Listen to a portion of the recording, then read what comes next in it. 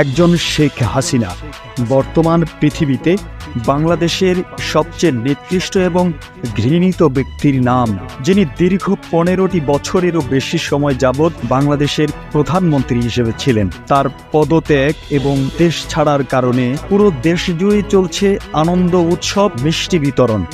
গণমানুষের অভিশাপ, বদদোয়ারও শেষ নেই। দেশবাসী নজর রাখছে শেখ হাসিনার শেষ পরিণতি এবং তার গন্তব্যের প্রতি। ইতিমধ্যেই জানা গেছে শেখ হাসিনার যুক্তরাষ্ট্রের ভিসা বাতিল করা হয়েছে। মার্কিন পররাষ্ট্র দপ্তরের ঘনিষ্ঠ সূত্রের বরাত দিয়ে ইন্ডিয়া টিভি মঙ্গলবার এক প্রতিবেদনে এই তথ্য জানিয়েছে। সোমবার ছাত্র জনতার তোপের মুখে ক্ষমতা ছাড়তে বাধ্য হন শেখ হাসিনা। এরপর তিনি ভারতে পালিয়ে যান। বাংলাদেশ বিমান বাহিনীর একটি বিমানে করে তাকে গাজিয়াবাদের হিন্দন বিমান ঘাঁটিতে নিয়ে যাওয়া হয়। হাসিনার ইচ্ছা ছিল তিনি যুক্তরাজ্যে রাজনৈতিক আশ্রয় নেবেন, তবে এ ব্যাপারে এখনও কোনো সঠিক সবুজ সংকেত পাওয়া যায়নি।